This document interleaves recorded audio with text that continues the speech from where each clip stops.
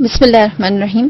میں تھوڑا سا مقدمہ بتاتی چلوں کہ شیطان جو ہے در حقیقت وہ جیسے سب جانتے ہیں کہ وہ اللہ کی ایک اچھی مخلوق تھا، اور پھر اس کے بعد جب اسے کہا گیا سجدہ کرنے کے لیے اور ساری بات ہوئی تو اس سے گناہ ہوا اور اسے نکالا گیا. جب اسے نکالا گیا تو اس نے پروردگار عالم سے یہ کہا کہ پروردگار میں تیری سلطنت سے نکلتا ہوں، یعنی جنت سے نکلتا ہوں، لیکن جب میں تیری جنت سے نکلتا ہوں اور میں اطراف میں نظر کرتا ہوں، آگے پیچھے دیکھتا ہوں، تو مجھے کہیں پر بھی تیرے سوا کچھ نظر نہیں آتا.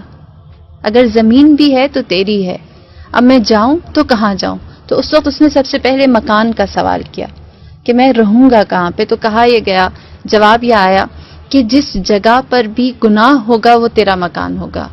تو اس نے کہا اچھا میرے لیے خوراک کیا ہوگی، میں کھاؤں گا کیا؟ تو جواب یہ آیا جو بھی غذا، جو بھی لقمہ بغیر بسم اللہ کے بنی آدم اپنے دہن میں ڈالیں گے وہ تیری خوراک ہوگی. لہٰذا بغیر بسم اللہ کی جتنی بھی خوراک ہمارے منہ میں جاتی ہے اس میں شیطان شریک ہوتا ہے. پھر اس کے بعد اس نے کہا اچھا اگر مجھے پیاس لگے تو میں کیا پیوں؟ تو کہا تیرے لیے جو ہم نے مشروب رکھا ہے وہ شراب ہے.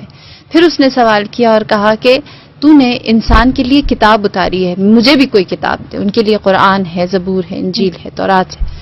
تو اس وقت کہا یہ گیا کہ تمہارے لیے جادو ٹونا کی کتاب ہے. پھر اس نے سوال کیا اور کہا کہ تو نے انسان کے لیے دعا کا راستہ رکھا ہے، وہ جو 4 سمتوں سے اس کے اختیار دیا گیا ہے، اور اللہ نے جو 2 سمتیں انسان کے لیے رکھی، ایک دعا اور دوسرا سجدہ ہے.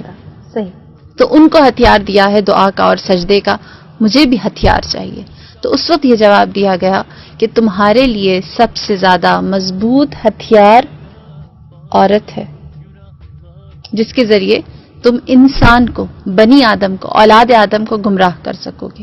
لہٰذا اس کو بہت اختیار دے کر زمین پر بھیجا گیا. اور پھر یہ کہا گیا جیسے ماریہ نے بھی اشارہ کیا، اس نے کہا کہ میں چاہتا ہوں خدایا میں نے تیری اتنا عرصہ عبادت کی ہے، 40,000 سال زمین پر کی، 40,000 سال آسمان پر کی، 40,000 سال پہلے آسمان پر کی، اور اسی طرح پورا لمبا سلسلہ ہے. 7 آسمانوں پر اس نے اللہ کی عبادت کی. میں نے اتنی عبادت کی، مجھے اس کی جزا کیا ملے گی؟ میں تجھ سے جزا چاہتا ہوں. تو اس وقت اس نے سوال کیا، اللہ تعالیٰ نے کہا مانگ، تو کیا مانگتا ہے؟ تو اس وقت اس نے سوال کیا اور کہا کہ پروردگار میں چاہتا ہوں تو مجھے نامرئی بنا دے، میں دکھائی نہ دوں، بنی آدم مجھے دیکھ نہ سکے. اسے نامرئی کر دیا.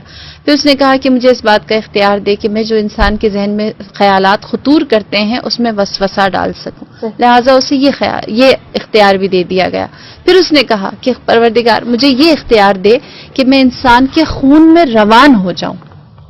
بس اس سے کہا گیا تیرے اعمال کی جزا یہ ہے کہ انسان کے خون میں رواں ہو جائے. پھر اس کے بعد اس نے سوال کیا اور کہا کہ مجھے آخری اختیار یہ چاہیے ہے کہ انسان کے اوپر جب قبض روح کی جائے گی اس وقت مجھے اجازت دے کہ میں وقت آخر انسان کی قبض روح کے وقت اس پر آؤں اور اس سے وہ چیز منواؤں جو میں منوانا چاہتا ہوں.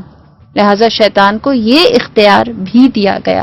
رہی بات کہ کیوں یہ اختیار دیا گیا، وہ عبادت جو اس نے اتنا عرصہ اللہ کی تھی اس کی جزا کے طور پر. صحیح. اور اس جزا کا سب سے بڑا جو اس کی جزا ملی ہے، سب سے بڑی جزا یہ ہے کہ خدا نے اسے موت نہیں دی. وہ حی ہے نا، بالکل وہ زندگی اور موت دینے والا ہے. اس نے اس سے موت نہیں ڈالی اس کے اوپر، اس سے کہا تو زندہ ہے. بس خدا نے اپنے دشمن کے ساتھ بھی انصاف کیا ہے.